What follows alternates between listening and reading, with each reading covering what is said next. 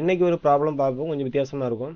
இது என்னென்னா hand shake problem, கை கொடுக்கக்கூடிய ப்ராப்ளம் அப்படின்னு ஒரு ப்ராப்ளம் வரும். அதாவது ஒரு கூட்டத்தில் நீங்கள் இப்போ ஒரு 2 பேர் இருக்கிறீங்கன்னா ஒரு முறை தான் கை கொடுப்பீங்க. 2 பேரும் மாறி மாறி ஒரு சான்ஸ் இருக்குது கை கொடுக்கறதுக்கு. நீங்கள் 2 பேரும் மாறி மாறி ஒரு தடவை கை கொடுக்கக்கூடிய நிகழ்ச்சி 1. ஓகேவா? ரைட். இது சொன்னால் புரிகிறதுக்கு அளவுக்கு எப்படின்னு தெரியல. நேற்றுக்கு ரெகுலர் கிளாஸே புரிய வைக்கிறது கன பாடுபட்டு போச்சு. ஆனால் புரிஞ்சிட்டு அவங்களுக்கு. ரைட். அப்போ உங்களுக்கும் புரியும். ரைட். இப்போ உதாரணத்துக்கு நீங்கள் கை கொடுக்கக்கூடிய ப்ராப்ளம், ஒரு 2 பேர் இருக்கும்போது ஒரு முறை கை கொடுப்போம். ஓகேவா? நான் புரிகிற மாதிரி சொல்கிறேன். 2 பேர், ஏன்னு ஒரு நபர், பின்னு ஒரு நபர் இருக்கிறாங்க. 2 பேரும் கை கொடுக்க போகிறாங்க. ஃபங்க்ஷன் முடியுது. அப்போ இவங்க இவங்களுக்கு கை கொடுப்பாங்க, இவங்க இவங்களுக்கு கை கொடுப்பாங்க. ரெண்டும் அப்போ ஒன்றே ஒன்று தான், ஒரே ஒரு வாய்ப்பு. ரைட். அடுத்தது 2% உள்ளது பார்த்துட்டோம். ஒன்று ஆன்சர் வருது. ஓகேவா? ஒரு முறை கை கொடுக்குறாங்க, ஒரு தடவை. அப்புறம் 3 பீப்புள் இருக்கிறாங்கன்னு வச்சுக்கோங்க. அப்போ எந்த ஷேப்பில் தான் வரோம்னா, அது ஒரு ஏ நபர் இங்கே நிற்கிறாரு, பி நபர் இங்கே நிற்கிறாரு, சின்னு ஒரு நபர் இங்கே நிற்கிறாரு. மாறி மாறி கை கொடுக்க போகிறாங்க. ஏங்கிறவர் பி கூட ஒருக்கா கை கொடுப்பாங்க, பிங்கிறவங்க சி கூட ஒருக்கா கை கொடுத்துக்கிடுவாங்க. அப்புறம் இந்த ஏங்கிறவர் சி கூட ஒருக்கா கை கொடுப்பார். அப்போ எல்லாருமே மாறி மாறி கை கொடுத்தாச்சு. பியும் வந்து ஏ கூட கை கொடுத்தாச்சு, சியும் ஏ கூட கை கொடுத்தாச்சு, ஏஎன் சி கூட கை கொடுத்தாச்சு. எல்லாமே கரெக்டாக இருக்குது. அப்போ எத்தனை நிகழ்ச்சின்னு பார்த்தீங்கன்னா, எத்தனை கனெக்ஷன் இருக்குன்னா 1 2 3. அப்போ இதுக்கு 3 தடவை கை கொடுக்குறாங்க.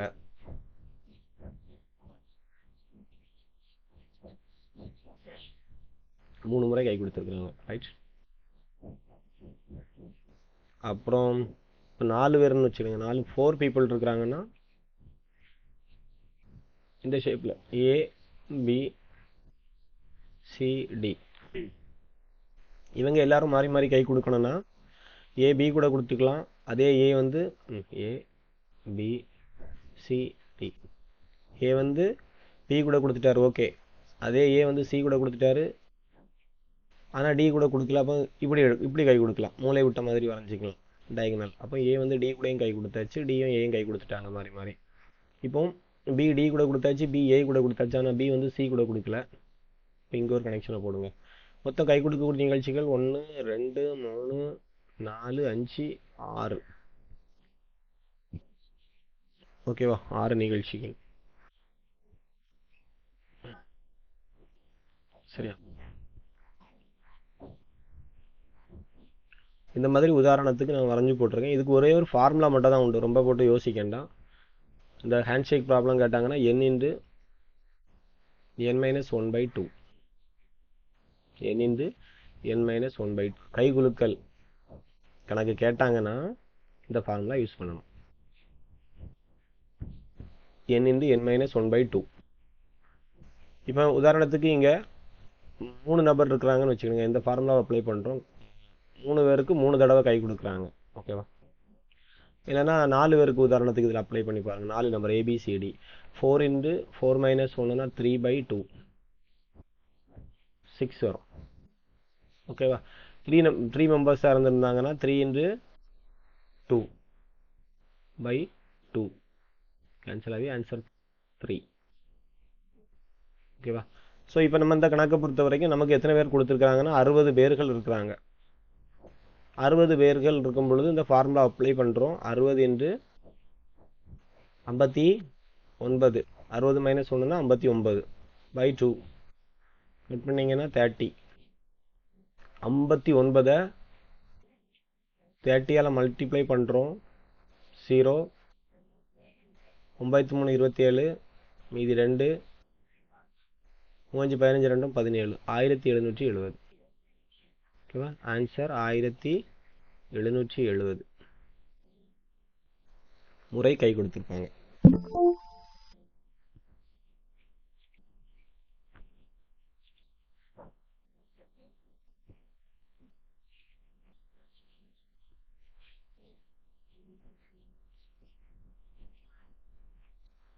ஓகேவா? கைகுலுக்கல் ப்ராப்ளம் கேட்டாங்கன்னா formula n into n minus 1/2. கைகுலுக்கல் ப்ராப்ளம் கேட்டாங்கன்னா n இன்டு n மைனஸ் 1/2.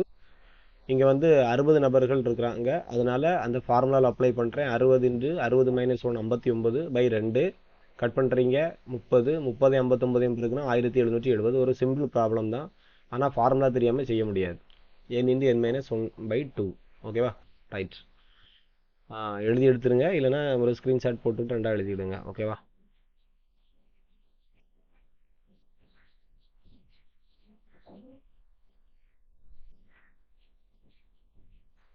இது கொஞ்சம் பெரிய கணக்கு போல இருக்கும்.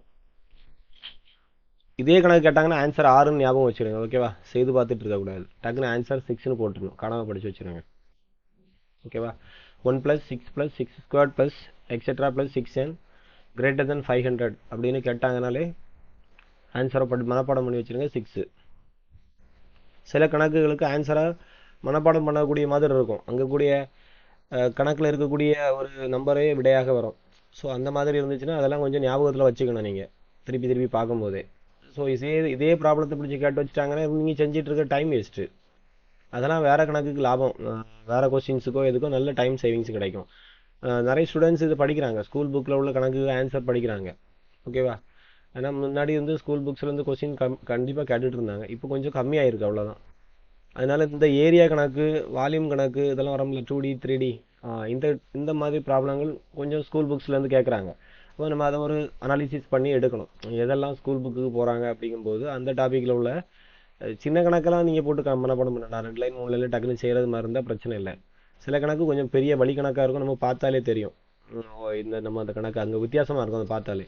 அதனுடைய ஆன்சர்ஸை வந்து நீங்கள் கொஞ்சம் மனப்பாடம் பண்ணுறது பெட்டர். முடிஞ்சவங்க பண்ணுங்கள், இல்லாதவங்க சால்வ் பண்ணி போட்டுருவோம், ஒன்றும் பிரச்சனை இல்லை. நான்லாம் இது வரைக்கும் மனப்பாடம் பண்ணதில்லை, ஆனால் அதுக்கு ஒரு டீம் வந்து மனப்பாடம் பண்ணிக்கிட்டே இருப்பாங்க, அது இருக்கிறாங்க பசங்க. எந்த கணக்கு கேட்டாலும் டக்கு டக்குன்னு ஆன்சர் சொல்லுவாங்க ஸ்கூல் புக்கில் மேத்ஸ் கணக்குக்கு. அவங்க ஒரு 2 3 கணக்கு கிடச்சா போதும் தானே, உங்களுக்கு ஒரு 15 நிமிஷமாவது மிச்சப்பட்டுரும், டக்குன்னு ஒரு 10 நிமிஷமாவது மிச்சப்பட்டுரும் 3 கணக்கு ஆன்சர் உங்களுக்கு மனப்பாடமாக இருந்துச்சுன்னா. ஓகேவா? ரைட். அடுத்தது, ஸோ அதை கொஞ்சம் நல்லா படிக்கிறவங்க ட்ரை பண்ணுங்க. சரி, இந்த ப்ராப்ளம் பார்ப்போம். இது எப்படி பண்ணணும்னு நான் சொல்லித்தரேன். அது ஃபார்முலால போட்டு காட்டுங்க. இதுதானே? இதுதான் சால்வ் பண்ண போகிறேன். நான் ஆல்ரெடி என்ன சொல்கிறேன்னா, மனப்பாடம் பண்ணால் இதுக்கு ஆன்சர் 6 வரும். நமக்கு இங்கே ப்ராப்ளத்தில் 6 இருக்கிறனால நீங்கள் 6ன்னு அடிச்சிடலாம்னு சொல்கிறேன். மறுபடியும் நான் சால்வ் பண்ணுறது எப்படின்னு சொல்லித்தரேன். இதுக்கு சாதா ஃபார்முலா தான். இது என்னன்னா, நம்ம 1லேருந்தே ஆட் பண்ணுறோம். 1 2 அப்புறம் 2 ஸ்கொயர், இல்லை 1 6 6 square plus etcetera power 6 power n வரைக்கும் ஆட் பண்ணுறோம். ஆட் பண்ணும் பொழுது இந்த n என்னன்னு நமக்கு தெரியாது. நான் உதாரணத்துக்கு சொல்கிறேன். இப்போ 1 இருக்குது, 2 இருக்குது, 2 ஸ்கொயர்டு இருக்குது, சரி, எக்ஸெட்ரா இருக்குது. ஒரு குறிப்பிட்ட வேல்யூ கொடுக்குறாங்க. இப்போ 100 தாண்டி வரணும், 100 தாண்டி வரணும். இந்த மதிப்பு கூட்டி பார்க்கும்பொழுது உங்களுக்கு 100 தாண்டி வரணும். அப்போ இந்த சீரீஸ் எது வரைக்கும் போகணும் அப்படிங்கிறது தான் பவரில் n போட்டு வச்சுருக்கிறாங்க. எக்ஸெட்ரா அப் டு 2 பவர் எது வரைக்கும், எந்த அடுக்கு வரைக்கும் நீங்கள் இதை போட்டிங்கன்னா இந்த இவ்வளவு டோட்டல் வேல்யூமே 100 தாண்டும். அதான் கொஸ்டின். ஓகேவா? இதுதான் அந்த கொஸ்டினில் கொடுத்துருக்காங்க. இங்கே நம்ம போட்டிருக்கிறது சீரீஸ் வந்து 1 2 2 ஸ்கொயர்னு வச்சு போயிட்டுருக்கோம். இப்போ எனக்கு உதாரணத்துக்கு இப்போ எனக்கு என்ன வந்திருக்குன்னா 1 + 2 + 4ன்னு வந்திருக்கு. இப்போ எனக்கு 3 7 தான் வந்திருக்கு, 7 தான் வந்திருக்கு. எனக்கு என்ன தாண்டணும்னா 100 தாண்டணும். அப்போ இந்த சீரீஸ் என்ன இன்க்ரீஸ் ஆகி போய்கிட்டே இருக்குது. ஓகேவா? 4, அடுத்தது 8, அப்புறம் 2 பவர் 4, 2 பவர் 5, 2 பவர் 6 அப்படி நீங்கள் போட்டுட்டு டோட்டல் பண்ணி பார்க்கும்போது எப்போமாவது ஒரு டைமில் உங்களுக்கு எதை தாண்டோம்னா ஒரு 2 பவர் 3, நீங்கள் 2 பவர் 5 போட்டாலே என்ன வரும்னா உங்களுக்கு 32 வந்துடும். ஸோ 32க்கு முன்னாடி இருக்கக்கூடிய நம்பர்லாம் ஆட் பண்ணி பார்க்கும்போது உங்களுக்கு இதில் என்ன எண் போட்டால் எத்தனாவது சீரீஸ் வரைக்கும் நீங்கள் போனால் 100 தாண்டும். இதுதான் கொஸ்டின். நம்ம இப்போ சால்வ் பண்ணுறோம், பார்த்துடுங்க.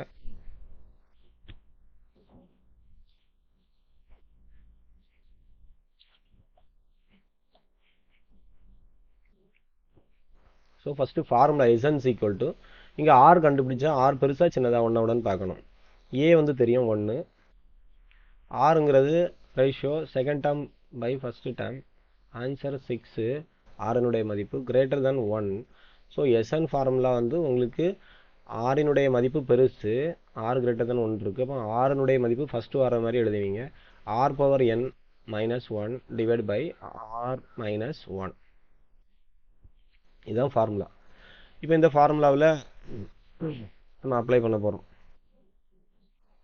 ஆனால் எஸ்என்னுடைய மதிப்பு எவ்வளோ கொடுத்துருக்குறாங்கன்னா இந்த கண்டிஷன் கொடுத்துருக்குறாங்க, கிரேட்டர் தேன் 500ன்னு கொடுத்துருக்குறாங்க. எஸ், இதுதான் கண்டிஷன். புக்கில் கொடுத்துருக்க கண்டிஷன் எஸ்என் கூட்டு பலனானது கிரேட்டர் தென் 5000 அதிகமாக இருக்குது அப்படின்னு கொடுத்துருக்காங்க. ஸோ நான் லெஃப்ட் சைடில் என் ஃபார்முலாவை போடுறேன். A into R power N minus one divide by R minus one என் கூடயே சால்வ் பண்ணிட்டுருங்க. அப்புறம் இந்த கிரேட்டர் தனுக்கு கிரேட்டர் தன் போட்டுடணும். அப்புறம் இந்த 5000க்கு 5000 அப்படியே இறக்குறேன். ஓகேவா, 5000க்கு 5000 இறக்குறேன். இப்போ நான் வேல்யூலாம் சப்ஸ்டியூட் பண்ண போகிறேன். ஏக்கு 1, இங்கே 6 பவர் n அதை வந்து கண்டுபிடிக்க போகிறோம். மைனஸ் 1 கீழே ஆர் மைனஸ் 1, ஆர் மைனஸ் 1க்கு 6க்கு இடத்துல 6 மைனஸ் 1 இந்த கிரேட்டர் தேன் 5000. ரைட், அப்புறம் சால்வ் பண்ணுறேன். இப்போ இந்த 1 போயிடும். ஆர் இங்கே கீழே இருக்கக்கூடியது 5 இது கொண்டு கிராஸ் பண்ணுறேன். 6 power n minus 1 greater than 5000 into 5. 5000 into 5.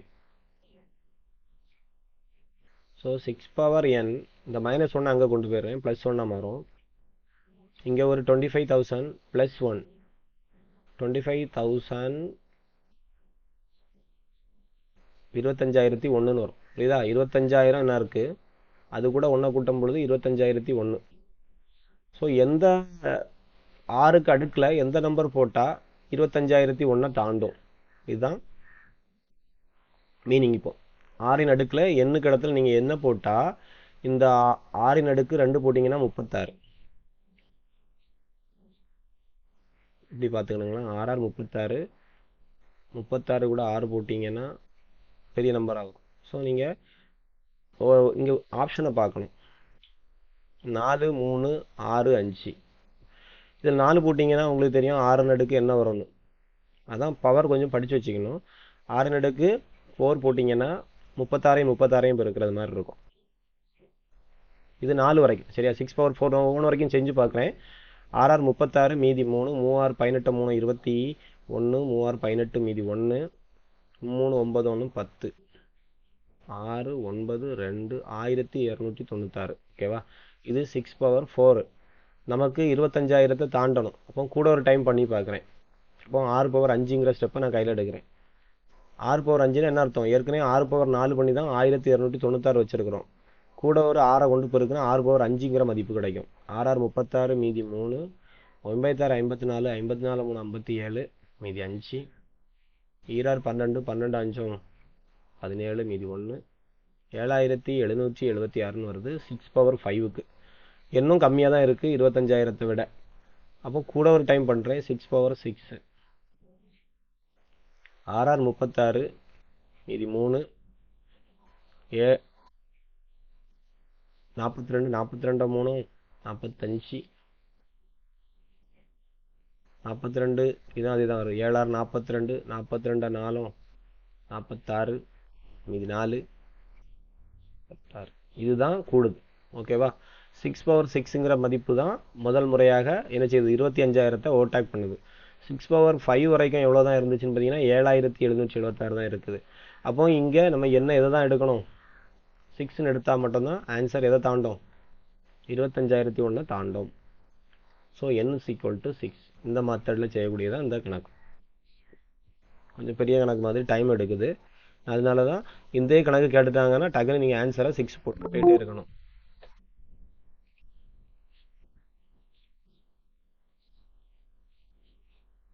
ஓகேவா, இதுக்கு வேணால் நான் இன்னொரு ப்ராப்ளம் கொடுத்து தரேன், நீங்கள் செஞ்சு வைங்க. ஓகேவா, ஹோம்ஒர்க்காக போட்டு பார்த்தீங்கன்னா உங்களுக்கு புரியும். 1 + எனக்கு என்ன ஆன்சர் வரும்னு தெரியல, நீங்கள் சால்வ் பண்ணி அனுப்புங்க. ஹோம்ஒர்க் ப்ராப்ளம் எழுதி வைக்கிறேன். 1 + 4 + 4² + எக்ஸெட்ரா ப்ளஸ் இதே 5000 இருந்துச்சா, நான் உங்களுக்கு வந்து 4 பவர் n கிரேட்டர் தென் ஒரு 2000 வைக்கேன். ஓகேவா, இதான் ஹோம்ஒர்க்கு. இதுக்கு n என்ன வரும்னு கண்டுபிடிங்க.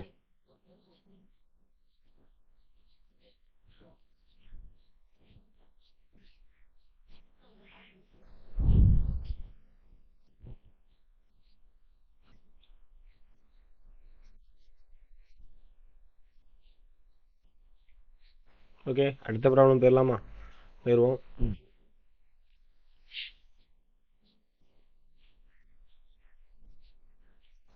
ஒரு நபர் ஒவ்வொரு ஆண்டும் அதற்கு முந்தைய ஆண்டு சேமித்த தொகையில் பாதியை சேமிக்கிறார். 6 ஆண்டுகளில் அவர் ரூபாய் 7,875 சேமிக்கிறார் எனில் முதல் ஆண்டில் அவர் சேமித்த தொகை எவ்வளவுன்னு கேட்டிருக்காங்க. ஒரு நபர் நீங்களாக கூட இருக்கலாம், ஒவ்வொரு ஆண்டும் அதற்கு முந்தைய ஆண்டு சேமித்த தொகையில் பாதியை சேமிக்கிறார். அந்த தொகை எவ்வளோ நமக்கு தெரியாது, அதனால ஃபர்ஸ்ட் அதை எக்ஸ்ன்னு எடுத்துக்கிறேன். ஓகேவா? ஒரு நபர் ஒவ்வொரு ஆண்டும் முந்தைய ஆண்டு சேமித்த தொகையில் பாதியை சேமிக்கிறார். அப்போ அவர் முதல் ஆண்டில் ஒவ்வொரு ஆண்டும் அதற்கு முந்தைய ஆண்டு சேமித்த தொகையில் பாதியை சேமிக்கிறார்னு கொடுத்துருக்காங்க. அப்படிதானே? இப்போ முதல் ஆண்டில் அவர் வந்து எக்ஸ்ன்னு வச்சுக்கலாம் சேமித்த தொகை.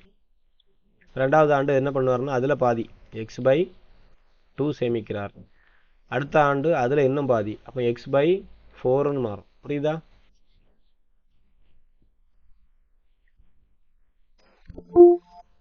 உதாரணத்துக்கு முதல் 1 ரூபா, அடுத்த மாதம் 50 பைசா, 50 பைசாவில் பாதி அதான் அரைன்னு போடுவாங்க. அடுத்தது 50ல் பாதி 25 பைசா, 25 பைசானா காலனா. ஓகேவா? ரைட். இப்போ புரிஞ்சிருக்கும்னு நினைக்கிறேன். x/2 x/4. ஓகேவா? இப்படி அவங்க ஒவ்வொரு மாதமும் சேமித்த தொகையில் ஒவ்வொரு மாதமும் என்ன செய்யிட்டு இருக்கு, ஒவ்வொரு ஆண்டும் பைசா குறைஞ்சிக்கிட்டே போயிட்டு இருக்கு. அப்படி போயிட்டு அவர் கடைசியை நீங்கள் கூட்டி பார்க்கும்போது எவ்வளோ வரும்னா அவர் சேமித்த தொகை 7,875 ரூபா மொத்தமாக பேங்க்கில் சேமிச்சிருக்கிறாரு. அதனால அவர் முதல் ஆண்டில் சேமித்த தொகை எவ்வளோன்னு கேட்டிருக்கிறாங்க. மொத்தம் 6 ஆண்டுகள். இது 1 2 3 4 5 6 ஆண்டுகள் வரை. இல்லையா? ரைட்.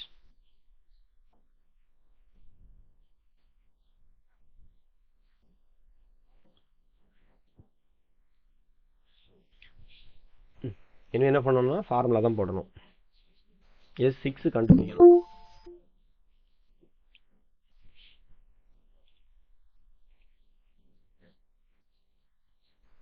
இதில் கண்டுபிடிக்க வேண்டியது S6. ஓகேவா? ஒரு நபர் ஒவ்வொரு ஆண்டும் அதற்கு முந்தைய ஆண்டு சேமித்த தொகையில் பாதியை சேமிக்கிறார். 6 ஆண்டுகளில் அவர் 7,875 சேமிக்கிறார். இப்போ S6 கொடுத்துருக்குறாங்க 7,875 ரூபா அவர் மொத்தம் டோட்டல் அமௌண்ட்.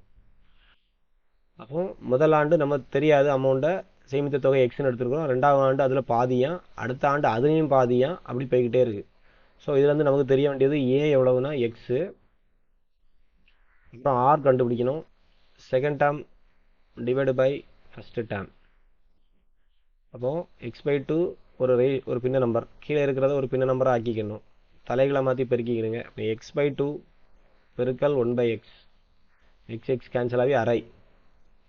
ஆறுங்கிறது 1/2, அது எதை விட குறைவு, 1ஐ விட குறைவு. அப்போ என்ன ஃபார்முலா யூஸ் பண்ணுவீங்க? a இன்டு 1 தான் பெரியது, அப்போ 1 minus r power n 1 minus r. இந்த ஃபார்முலாவை யூஸ் பண்ண வேண்டியதான். யூஸ் பண்ணுவோமா? அப்போ எஸ்எனுக்கு தெரியும் வேல்யூ எவ்வளவுனா 7,875 ஈக்குவல் டு ஏயுடைய மதிப்பு தெரியும் எக்ஸு, அப்புறம் ப்ராக்கெட் போட்டுட்டு 1 மைனஸ் ஆர் பவர், ஆறுங்கிறது தெரியும் அரை, பவரில் என் போடணும், ப்ராக்கெட் போட்டுவிடுங்க. இல்லைன்னா போட்டுக்கலாம், மேலேயும் வரணும் கீழே வரணும். என் வந்து நமக்கு 6. ஓகேவா? S6 கண்டுபிடிக்க சொன்னனால என் வந்து 6. ப்ராக்கெட்டை க்ளோஸ் பண்ணிவிட்டு கீழே என்ன இருக்குன்னா 1 மைனஸ் ஆர், 1 மைனஸ் 1/2, 1 மைனஸ் 1/2. 1லேருந்து அரையை கழிச்சா ப்ளஸ் ஆர். சரி, அடுத்த ஸ்டெப்பில் இதெல்லாம் கிராஸ் பண்ண வேண்டியது வரும். 7,875 எக்ஸு, அப்புறம் 1 மைனஸ் 1க்கு மேலே 6, 2க்கு மேலே 6ன்னு எடுக்கணும். 1க்கு மேலே 6 எடுத்தால் 1 தான், 2க்கு மேலே 6 எடுக்கும்போது 2 பவர் 5 வரைக்கும் 32, 2 பவர் 6ங்கிறது 32 2ஆல் பிரிக்கிறீங்கன்னா 64. ஸோ டைரெக்டாக 64. கீழே 1லேருந்து அரையை கழிக்கிறீங்கன்னா எல்சிஎம் எடுத்து கழிக்கணும். எல்சிஎம் தெரியாதவங்க கவனிக்கணும். கீழே இருக்கிறத மல்டிப்ளை பண்ணுவேன், அப்புறம் கிராஸ் பண்ணுவேன், கிராஸ் மல்டிப்ளிகேஷன் பண்ணுவேன். 2 கொண்டு 1 பெருக்குனா 2, 1 கொண்டு 1 பெருக்குனா -1. ஸோ 1/2. இல்லாட்டா மனக்கணக்கில் 1லேருந்து அரையை கழிச்சிங்கன்னா அரை. ஓகேவா? ரைட். இந்த அரை நேரம் இங்கே கொண்டு வந்துடுங்க. 7 8 75/2 பெருக்கல் 1/2 தானே வரும். ஸோ 2 கீழே வந்துடும். நேராக கொண்டு கிராஸ் பண்ணிட்டேன். அடுத்த ஸ்டெப் ஈக்குவல் டு இங்கே உள்ள எல்சியம் எடுக்கணும். எல்சியம் எடுத்தீங்கன்னா 64 எல்சியம் கீழே இருக்கிறத பெருக்கி வைக்கிறேன். அடுத்து குறுக்கே பெருக்கிறேன். 64 மைனஸ் 1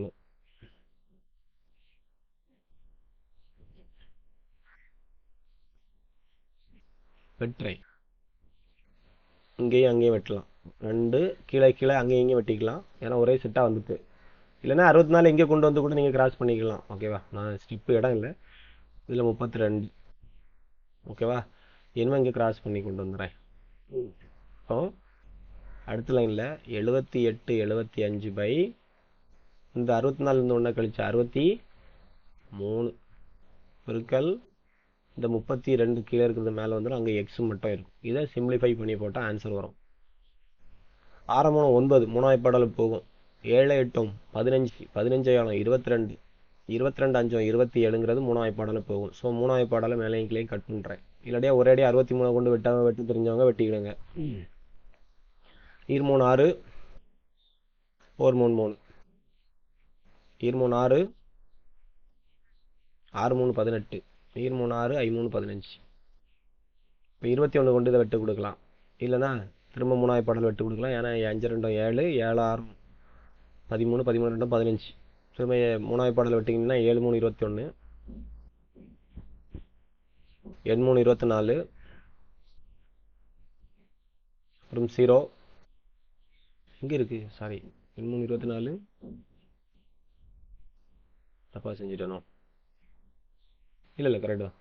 0 வராது. இந்த 2 அங்கே தள்ளி வைங்க. இப்போ 8 3 24 இது 2 7 3 21 5 3 15. ஸோ 875 இருக்குது. இனிமேல் 7ஆவது பாடலை வெட்டுக்கு போகும். இங்கே வரேன். 875/7 பெருக்கல் 32 ஈக்குவல் டு எக்ஸ். 7ஆல் வெட்டினீங்கன்னா 1 7 17 வரும். 7 14 IL 35. ஸோ எக்ஸுங்கிறது நீங்கள் 125ஐயும் 32ஐயும் மல்டிப்ளை பண்ணி போடணும். 2 10 மீதி 1 2 4 5 2 3 5 15 மீதி 1 2 6 1 7 3 0 0 0 4000 வரும். 4000 ஆன்சர். ஓகேவா? அவர் முதல் மாதம் சேமித்த தொகை 4000. கணக்கை பார்த்து அலங்கோலமாக இருந்த மாதிரி இருக்கும். அங்கே இங்கே இடம் இல்லை. நீங்கள் நீட்டாக எழுதி எடுத்துங்க. ஓகேவா? ஆன்சர் 4000.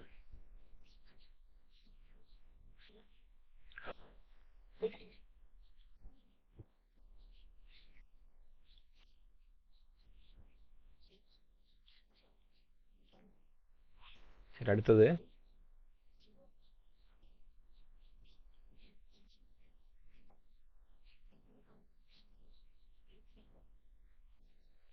இது ஹோம்ஒர்க்காக போட்டுறேன். ஆல்ரெடி தெரியும் உங்களுக்கு. பெருக்கு தொடர் வரிசையின் முதல் 6 உறுப்புகளின் கூடுதல் காண்க. இது ஃபெமிலியரான கணக்கு, டைரக்ட் கணக்கு. A = 5 R = 15/5 வெட்டினீங்கன்னா 3 > 1. அப்போ R பெருசு. S6 கேட்டிருக்கிறாங்க. எண்ணுக்கு இடத்துல 6 போடணும். So SN formula A × R பெருசு. அப்போ ஆரை ஃபஸ்ட் வைக்கணும். ஏக்கு மதிப்பு 5, ஆறுக்கு மதிப்பு 3, 3க்கு மேலே 6 - 1 டிவைட் பை 3 - 1. இதை சால்வ் பண்ணி என்ன வரும்னு பாருங்கள். ஓகேவா? ரைட். இது ஹோம்ஒர்க்கு. ஆன்சர் வந்து 1820 வரும். ஓகேவா? ரைட். நோட் பண்ணிக்கிடுங்க. சால்வ் பண்ணி பார்க்குறதுக்காக தரேன். ஒன்றுமே புரியாதவங்க இந்த மெத்தடில் போட்டு புதுசாக அட்டன் பண்ணுறாங்களே அதை செஞ்சு பாருங்கள். ஆன்சர் வரும். இல்லைன்னா பழைய வீடியோக்கள் எடுத்து பாருங்கள். ரைட். அடுத்த கணக்கு. இது என்ன? ஒரு பெருக்கு தொடர் வரிசையின் பொது விகிதம் கொடுத்துருக்காங்க. R கொடுத்துருக்குறாங்களா 5. அது 1 விட பெருசு. R தான் பெருசு. அப்போ போன ஃபார்முலா தான். முதல் 6 உறுப்புகளின் கூடுதல் N கொடுத்துருக்கு. எஸ்என் ஓகே ஆறு உறுப்புகளின் கூடுதல் டைரெக்டாக கொடுத்துட்டாங்க வேல்யூ. ஏ கேட்டிருக்கிறாங்க. ஆல்ரெடி நம்ம இப்படி ஒரு ப்ராப்ளம் முன்னாடி பார்த்துட்டோம். அப்போ இதை ஹோம் ஒர்க்காக வச்சுக்கலாம். ஓகேவா? ஹோம் ஒர்க்லாம் சால்வ் பண்ணுறீங்க, ஒன்று ரெண்டு பேரும் சால்வ் பண்ணுறீங்க. நேற்றுக்கெல்லாம் கொடுக்கல நினைங்க ஹோம் ஒர்க். சரி சால்வ் பண்ணிடுங்க. ஏ வந்து இதுக்கு 12 வரும். ஆன்சர் ஏ வந்து 12 வரணும். சால்வ் பண்ணி பார்த்துருங்க. இதே ஃபார்முலா தான், போன ஃபார்முலா.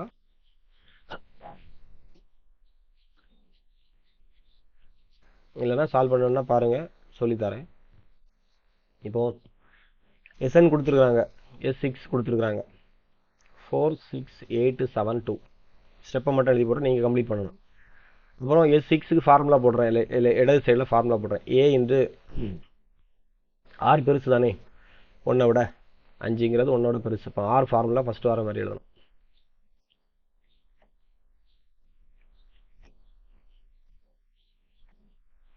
ஏனுடைய மதிப்பு கொடுத்துருந்துக்கா, இல்லை அதான் கேட்டிருக்கு. இப்போ A into R 5 power 6 minus 1 by 5 minus 1 = 46 872. 5 power 6 என்ன வேல்யூன்னு வரும்னு பார்க்கணும். பார்த்துட்டு இந்த மைனஸ் 1 கழிங்க. கழிச்சிட்டு அந்த நம்பரை மேலே இருக்கிறத கீழே கொண்டு போய் வெட்டு கொடுங்க. இந்த 5லேருந்து 1 கழிச்சு 4, அதை மேலே கொண்டு கிராஸ் பண்ணிடுங்க. ஓகேவா? இவ்வளோ செய்ய வேண்டியது வரும். 5 பவர் 6 என்ன வரும்னு பாருங்கள். ஓகேவா? ரைட். இதுலேருந்து ஏ மட்டும் ஒரு சைடு வச்சு ஆன்சர் அடிங்க. இதுவும் ஹோம் ஒர்க் தான், ஆல்ரெடி சொல்லி வந்திருக்கேன், முடிவிலி வரைக்கும். அதனால தான் ஒவ்வொரு கணக்கு கூடுதல் எடுத்து வச்சிருக்கிறேன். முடிவுறா தொடர்களின் கூடுதல் இன்ஃபினிட்டி சம்.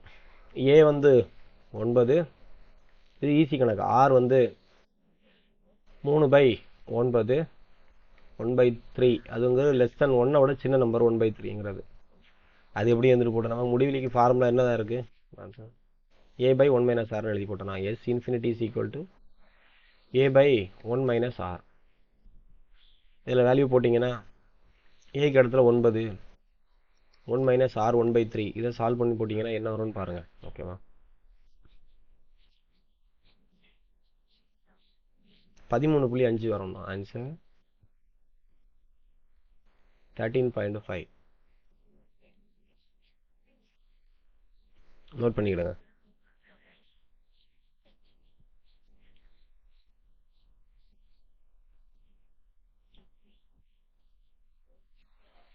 ஹோம்ஒர்க்கு இதே வேண்டாம், போதும், ரொம்ப போடாது.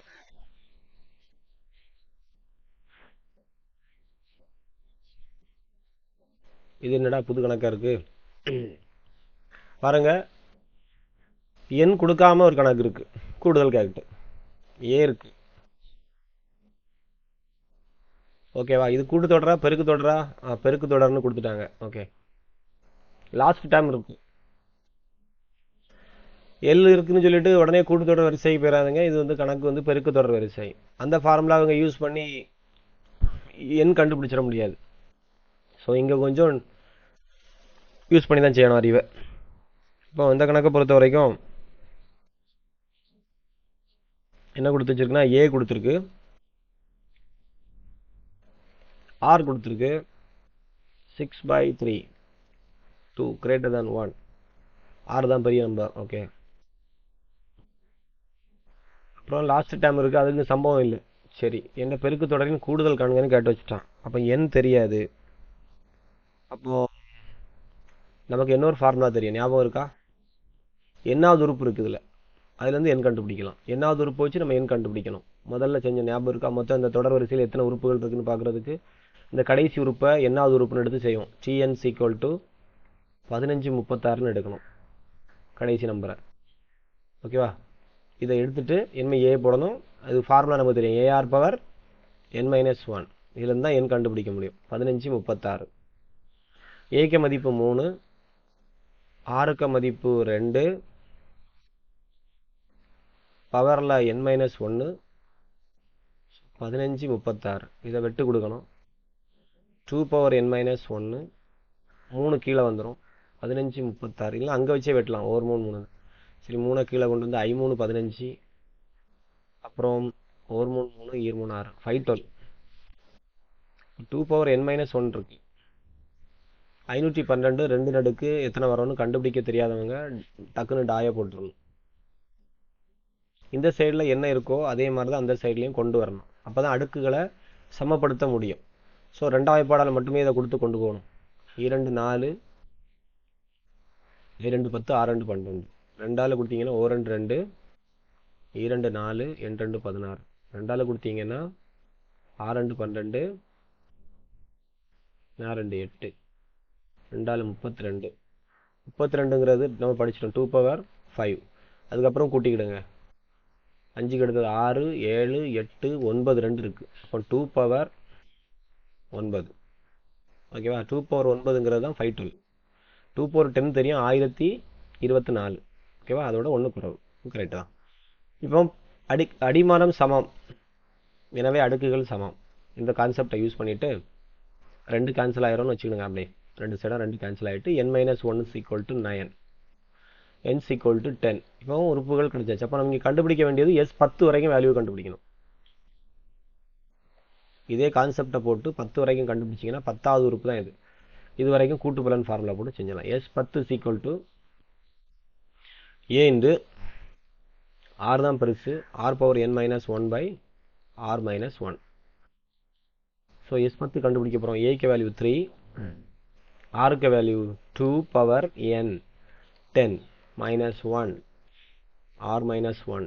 இப்போ 1 2 minus 1ங்கிறது 1. என்ன கூட ஒரு ஸ்டெப். இப்போ 3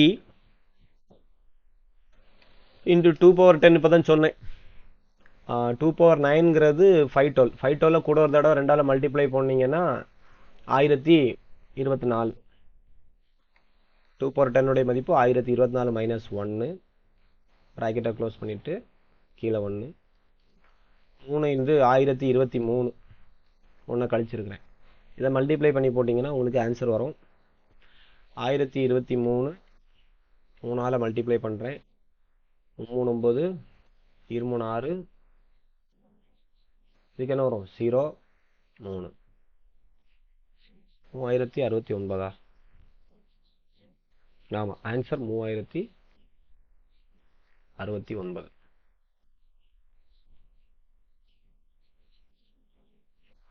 ஓகேப்பா.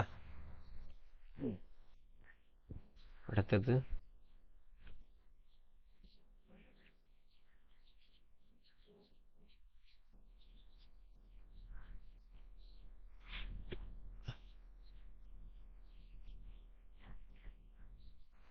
the new topic.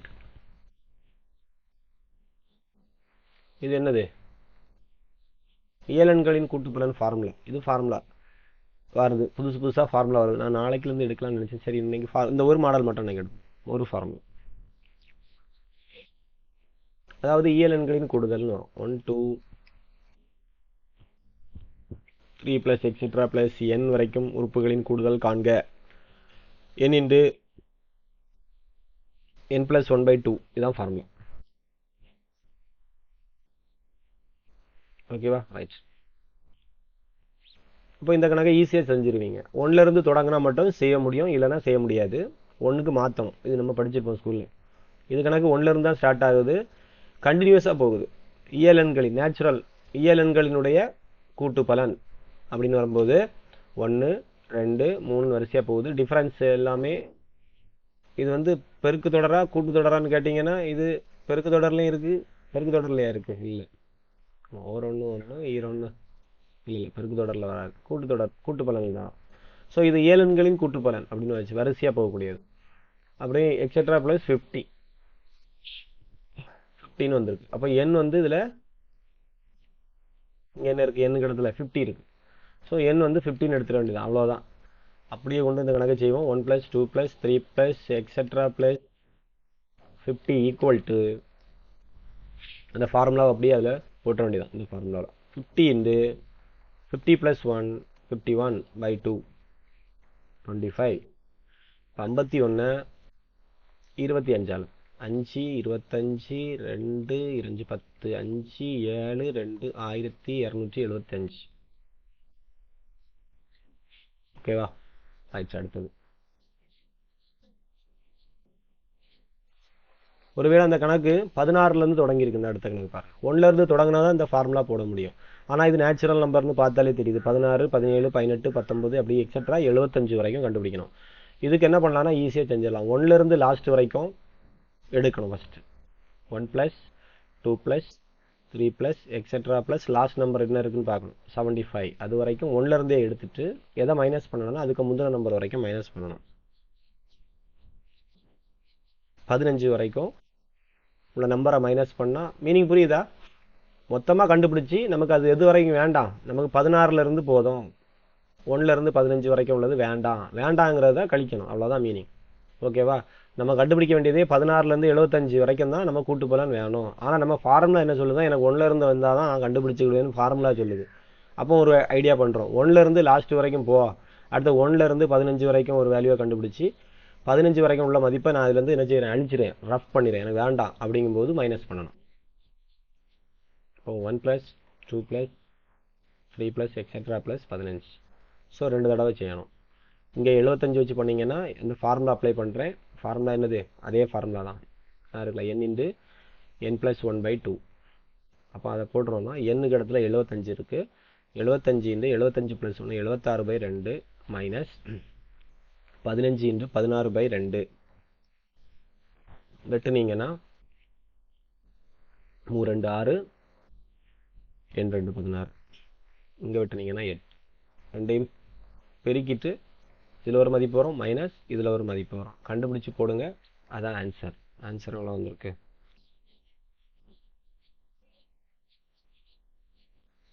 2730. சரி, இதான் ஆன்சர். அப்பா முடிச்சுக்கிறேன் நை கிளாஸை.